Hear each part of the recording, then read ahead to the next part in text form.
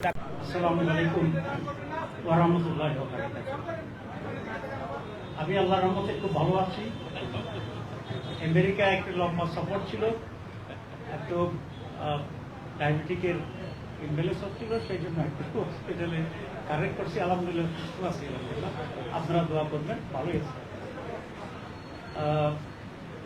আজকে আমরা এসেছিলাম কয়েকটি বিষয়ে মাননীয় চিফ অ্যাডভাইজারের দৃষ্টি আকর্ষণ করার জন্য, এবং কিছু বিষয়ে আমাদের মতামত এবং করণীয়, এই সরকারের করণীয় সম্পর্কে আলোচনা করার জন্য। প্রথমে আমরা ওনাকে ধন্যবাদ জানিয়েছি আমেরিকাতে ওনার সাথে দেশের প্রধান রাজনৈতিক দলগুলোর প্রতিনিধিদের সাথে নেওয়ার জন্য, যেটা আমাদের ডেলিগেশনের মর্যাদা সেখানে বৃদ্ধি করেছে এবং জনগণের পার্টিসিপেশন তৈরি হয়েছে। আমরা ওনাকে আরো ধন্যবাদ জানিয়েছি যে ওনার যে কমিটমেন্ট ছিল যে সংস্কার করবেন, উনি দীর্ঘ সময় এক্সারসাইজ করার মাধ্যমে আমরা সংস্কারের কতিপয় বিষয়ে একমত হয়েছি এবং সেই সংস্কারগুলোর উপরে আমরা একটা দলিল তৈরি করার জন্য সকলে মিলে সিগনেচার করেছি। বাংলাদেশ জামাত ইসলামী এই সনদে ওয়ান অফ দি সিগনেটরিজ, একটা জাতীয় ইতিহাসে এটা লিখে থাকবে এবং ইতিহাস থাকবে। মাননীয় উপদেষ্টার পক্ষ থেকে আমাদেরকে ধন্যবাদ জানানো হয়েছে। আমরা যেহেতু এখানে সিগনেচার করছি, তারা ফটকে আমরা সমর্থন করেছি। এ প্রসঙ্গে আমরা খুব দুটি স্পষ্ট কথা বলেছি যে দীর্ঘ কয়েক মাস ধরে বহু লোকের পরিশ্রমে, বিভিন্ন রাজনৈতিক দলের অংশগ্রহণে আমরা যে ঐকমত্যে পৌঁছেছি, বেসিক্যালি প্রায় ৮০-র উপরে সংস্কারে, তার ভিতরে বেসিক কতগুলো পয়েন্টস আছে যেটির সংখ্যা 19টির মতো, এবং এখানে আমরা সকলেই সিগনেচার করেছি।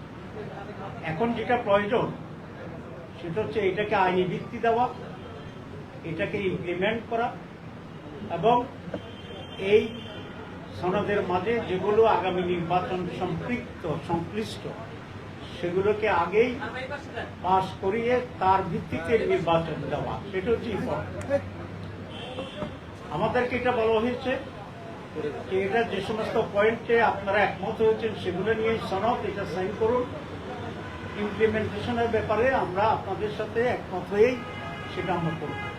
আমরা আজকে এটা বাস্তবায়নের জন্য ওনার দৃষ্টি আকর্ষণ করেছি। উনি আমাদের সাথে একমত হয়েছেন যে এটা বাস্তবায়ন যদি না হয় তাহলে এই পরিশ্রম তো পণ্যশ্রম ছাড়া কিছু না। সে কারণে উনি বলেছেন আমি যথাযথ উদ্যোগ নেব।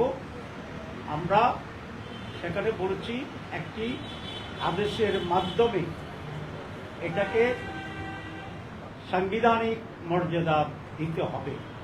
এটা কনস্টিটিউশন নয়, এটা হচ্ছে এক্সট্রা কনস্টিটিউশনাল অ্যারেঞ্জমেন্ট, যেটা কোন সরকার এরকম একটি পরিস্থিতি পড়লে দেওয়ার এখতিয়ার রাখে। এবং উনি আমাদের সাথে একমত হয়েছেন যে একটা আদেশের মাধ্যমে এটা হবে। কারো কারো কাছে এটা কেউ বলেছেন অধ্যাদেশ দেওয়ার জন্য। অধ্যাদেশ খুব দুর্বল, অধ্যাদেশে এগুলার সাংবিধানিক মর্যাদায় যাওয়ার মতো স্ট্রেংথ অধ্যাদেশে নেই, কিন্তু আদেশ ইজ ইকুইভ্যালেন্ট টু সাংবিধানিক পরিবর্তন, পাওয়ার এবং অথরিটির দিক থেকে। ইতিমধ্যে অনেক এক্সপার্ট কমিটি, ঐকমত্য কমিশন তৈরি করেছে, তারা বৈঠক করেছে। আমরা আমাদের এক্সপার্ট কমিটির সাথে বসেছি। আমাদের এক্সপার্ট কমিটি আবার ঐকমত্য কমিশনের এক্সপার্ট কমিটির সাথে বসছে। এখনও সেই বসা অব্যাহত আছে এবং সকলেই এই পরামর্শই দিয়েছেন যে একটি আদেশের মাধ্যমেই এটাকে বৈধতা দিতে হবে, আর সেই আদেশের উপরেই গণভোট হবে। আমরা এটা ক্লিয়ারলি বলে আসছি। উনি আমাদের কথায় কনভিন্সড হয়েছেন বলে আমাদের মনে হয়। আমরা আশা করি সেই দিকে যাবেন। ২ নম্বর, আমরা গণভোটের ব্যাপারে বলেছি। আপনারা জানেন গণভোটের ব্যাপারে বিএনপি কোনোভাবে রাজি হচ্ছিল না প্রথম দিকে। আমরা এটা জোর দিয়েছিলাম, কিন্তু শেষ পর্যন্ত বিএনপি গণভোটে রাজি হয়েছে। আমরা বিএনপিকে ধন্যবাদ জানাই। এখন তারপরেও তারা একটা জটিলতা তৈরি করার চেষ্টা করছে। সেটা হচ্ছে গণভোট এবং জাতীয় নির্বাচন একদিনই হইতে হবে। দুটো একেবারে আলাদা জিনিস। একটা হচ্ছে জাতীয় নির্বাচনে জনপ্রতিনিধিরা নির্বাচিত হয়ে দেশে কারা সরকার চালাবে সেটা সিদ্ধান্ত, আর গণভোট হচ্ছে আমাদের কতগুলো রিফর্মস, সংস্কার, যেগুলো কিভাবে সরকার পরিচালনা হবে, কিভাবে নির্বাচন সুষ্ঠু হবে, কিভাবে প্রধানমন্ত্রীর ক্ষমতা থাকবে, এসব মৌলিক বিষয়। এটার সাথে এটার কোনো রিলেশন নেই। সেই জন্য আমরা বলেছি গণভোটের মাধ্যমে রিফর্মস কমিটি আলাদাভাবে এটাকে পাশ করতে হবে। জনগণ যদি চায় রেফারেন্ডামে, জনগণ যদি হ্যাঁ বলে পাশ হয়ে গেল, জনগণ যদি না বলে পাশ হবে না, কারণ এটা জনগণই সর্বোচ্চ ক্ষমতার মালিক। আর যদি জনগণ হ্যাঁ বলে তাহলে সেটার ভিত্তিতেই নির্বাচনের সাথে সম্পৃক্ততা আছে, যেমন আপার হাউস, তো আপার হাউস ইলেকশন হবে। এখন যারা বলছেন একসাথে হবে, তাহলে আপার হাউস ইলেকশন কখন হবে? এটা যদি পাস হয়ে যায় সে একটা জটিলতা। তারা বলছেন যে লোয়ার হাউসে যে ভোট হবে সেই ভোটকে আমরা গণে আপার হাউসের লোক মানাবো। তো আপার হাউসে তো ভোটে হইল না, আপনি এক ভোট দিয়ে আরেকটা স্টেজে আপনি কীভাবে করবেন? এটা আইনগত বৈধ নয়। কেউ যদি এটা চ্যালেঞ্জ করে এটা বাতিল হয়ে যাবে। এটা হচ্ছে আপনার বাচ্চা হওয়ার আগেই নাম রেখে দেওয়ার অবস্থা, ছেলের নামে আপনি জানেন না, ঠিক আছে? তো ততক্ষণ পর্যন্ত তো আপনার আপার হাউস হইলই না ভোট পর্যন্ত, তো আপনি কাকে ভোট দিবেন আপার হাউস? সেই জন্য এগুলো একটা, আবার যেহেতু তারা গণভোট চায় নাই, জনগণের চাপে সেন্টিমেন্ট দেখে তারা রাজি হয়েছে, কিন্তু প্যাঁচ একটা লাগাই রাখছে। আবার আমরা বলে আসছি যে কোনো প্যাঁচ ট্যাঁচ এখানে আমরা বুঝি না। সহজ সরলভাবে গণভোট আগে হইতে হবে, আলাদা বিষয়। এটা যদি হ্যাঁ হয় এর ভিত্তিতে নির্বাচন, এটা যদি না হয় এটা মাইনাস করে নির্বাচন, খুব সোজা জিনিস। এখন প্রশ্ন তুলেছে তারা যে সময় আছে কিনা। সময় আছে, আপনারা জানেন 2টা গণভোট হয়েছে বাংলাদেশে, 3টা হয়েছে। এর মধ্যে একটা হয়েছে 21 দিনের ব্যবধানে, একটা হচ্ছে 70 দিনের ব্যবধানে। আমরা বলেছি নভেম্বরের লাস্টে গণভোট করেন, প্রায় 1 মাসের বেশি সময় আছে। তারপরে আরো 2.5 মাস থাকবে জাতীয় নির্বাচনের জন্য। সুতরাং এখানে সময়ের কোনো সমস্যা না। প্রশ্ন তোলা হয়েছে অনেক খরচ হবে না, অনেক খরচ হবে না। কারণ আমরা যে বাক্স কিনব 2টা নির্বাচনের জন্য কিনব, আমরা যে মেশিনারিজ কিনব সব 2টার জন্য কিনব। এখানে শুধু কালি, ছোট একটা কাগজ আর যাতায়াত ভাড়া, এই কয়েকটি হবে। তো জাতীয় স্বার্থের জন্য যেভাবে কোটি কোটি টাকা আমরা নির্বাচন করি, কেউ যদি যেটা বলে যে নির্বাচন দরকার নাই কারণ এখানে প্রায় 1000 কোটি টাকা খরচ হয়, তো এটা কি যুক্তিগ্রাহ্য হবে? হবে না। তো দেশের কল্যাণের জন্যে কিছু টাকা খরচ করে একটি সুস্থতার সাথে যদি আমরা জাতীয় নির্বাচনে যেতে পারি, তাহলে এটাই সবচেয়ে উত্তম। মানুষ বুঝলো যে সে কৃষির উপর ভোট দিচ্ছে, কোনটা কোনটা রিফর্মস হলো, কোনটা হলো না। এই জন্য 3 নম্বর প্রশ্ন জটিলতা তৈরি করছে যে পয়েন্টস অফ ডিসেন্ট, যেটা নোট অফ ডিসেন্ট, তো নোট অফ ডিসেন্স বা পয়েন্ট অফ ডিসেন্ট যেটা আছে, এটা রেফারেন্ডার কোনো সাবজেক্ট হইতে পারে না। যেমন আমরা 31টি দল আলোচনা করেছি, 29টি আমরা একমত হয়েছি, সেটাই তো সিদ্ধান্ত হয়েছে। 2 দল বলছে আমরা মানি না, তাহলে সিদ্ধান্ত তো হয়েছে একটা, আপনার সিদ্ধান্তের সাথে দ্বিমত, এটাই তো নোট অফ ডিসেন্ট। তো যেটার সিদ্ধান্ত এটার উপরে রেফারেন্ডাম হবে। একটা দল মানি না, 2টা দল মানি না, এটার উপর তো রেফারেন্ডাম হতে পারে না। তাহলে 31টা দলের 31টা নোট অফ ডিসেন্ট আছে, তো সেগুলো কি ওইভাবে হবে? সেটা হইতে পারে না। এগুলো একটা জটিলতা তৈরির একটা প্রক্রিয়া। আমরা খুব সহজ সরলভাবে যেটা সঠিক সেভাবে আমরা অগ্রসর চাচ্ছি, কারণ আমরা চাই এই জাতি আজকে যে পরিস্থিতি এবং অবস্থা তৈরি করছে, এখানে একটি ঐক্যমতের ভিত্তিতে একটি সুষ্ঠু, নিরপেক্ষ, সকলের অংশগ্রহণমূলক, জনগণের অংশগ্রহণমূলক একটা নির্বাচন আমাদের জন্য জরুরি, দেশকে স্থিতিশীল করার জন্য। এই জন্য কোনো ধরনের জটিলতা তৈরি না করে আমরা সবাই মিলে যেন ফেব্রুয়ারিতে একটা আনন্দময় নির্বাচনে যেতে পারি, সেইভাবে আচরণের জন্যই আমি সকল রাজনৈতিক দলের প্রতি আমি আহ্বান জানাচ্ছি। আমরা 3 নম্বর যে অংশটি আমরা বলেছি সেটা হচ্ছে, আপনারা জানেন ইলেকশন কমিশনে, সচিবালয়ে, পুলিশ প্রশাসনে আজকে সেখানে প্রায় 70-80% অফিসারেই একটি দলের আনুগত্য করছে, তাদের মাধ্যমে এটা হচ্ছে। আমরা গেলে তারা বলে যে প্রচন্ড চাপ, তো চাপ কোত্থেকে? একটি দল থেকে আসছে, তারা বলেছে। এবং পুলিশে একই অবস্থা আছে। তারপরে আপনার আজকে আমি বলেছিলাম যে আমাদের ওই যে প্রসিকিউটর যারা হয় ওখানে 80% হচ্ছে একটি বিশেষ দলের। অবশ্য ওনাদের কেউ বলেছেন যে না এটা 80 না 65, তো 65ও যদি হয় তো তাহলে তো অনেক বেশি হয়ে গেল। একটা দল 65 আর বাংলাদেশ 35, সারা বাংলাদেশ। তো এই যে ব্যালেন্সটা হয়ে আছে, আমরা বলেছি আপনি কেয়ারটেকার গভর্নমেন্টের মতো আছেন, নিরপেক্ষ সরকার, আপনি এটাকে লেভেল প্লেইং ফিল্ড করেন, সকলের জন্য সমতল ভূমি তৈরি করেন এবং নির্বাচনের আগে আপনি যেখানে যেখানে রদবদল করা দরকার আপনি রদবদল করেন।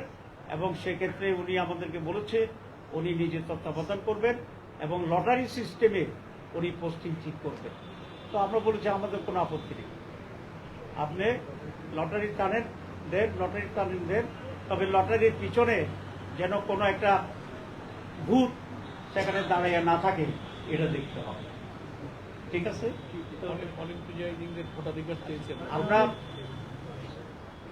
আমরা বলেছি যে লেভেল প্লেইং ফিল্ডের জন্য প্রশাসনকে রদবদল করতে হবে এবং সেটা যদি উনি লটারি সিস্টেমে করেন এটার সাথে আমরা একমত হয়েছি।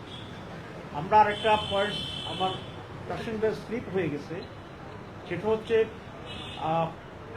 এই যে রিফর্মস হচ্ছে এটার যে ডিক্লারেশনটা, এই ডিক্লারেশনটা বা আদেশটা কে দিবে এই নিয়ে একটা প্রশ্ন এখন উঠেছে। আমরা বলে আসছি যদি আইনে কাভার করে এবং আইনগতভাবে যদি কোনো ব্যত্যয় না ঘটে তাহলে আমরা চাই চিফ অ্যাডভাইজার এই আদেশটি দিবেন, প্রেসিডেন্ট এটা দিবেন না। কারণ এই প্রেসিডেন্ট তো কাদের প্রোডাক্ট এটা আপনারা জানেন, ব্যাখ্যা করতে চাই। ওনারা আমাকে বলেছেন যে ওনারা আইনগত দিকটা পর্যালোচনা করবেন, যদি আইনগত কোনো সমস্যা না হয় তাহলে প্রেসিডেন্ট নয়, এই ঘোষণাটা প্রধান উপদেষ্টাই দিবেন। এটা আজকে আমরা মত দিয়েছি, ওদের আমরা এটা নিয়ে আলোচনা করি। এরপরে যেটা আমরা বলেছি সেটা হচ্ছে বিভিন্ন জায়গায় আইন শৃঙ্খলা পরিস্থিতির অবনতি ঘটছে এবং কবিরহাট নামে নোয়াখালীর একটা জায়গা আপনারা দেখেছেন 2 দিন আগে ছাত্র শিবিরের একটা মিটিং হতেছিল, সেখানে বিএনপির লোকেরা প্রকাশ্য হামলা করেছে, আপনারা কাভার করেছেন, জাতীয় দৈনিকে আসছে, আপনাদেরকে ধন্যবাদ জানাই। আমরা এটা ওনার দৃষ্টি আকর্ষণ করছি যে এইরকম যদি এখনই শুরু হয় তাহলে নির্বাচন কি হবে। মর্নিং শোজ দ্য ডে, আমরা জানি তো এটা মর্নিং শোজ দ্য ডে, সুতরাং ওনারা এখনই শুরু করছেন। আমরা বলছি এটা থামান, এটা যদি আপনি না থামাতে পারেন তাহলে নির্বাচন নিয়ে সংশয় তৈরি হবে, অনিশ্চয়তা তৈরি হবে।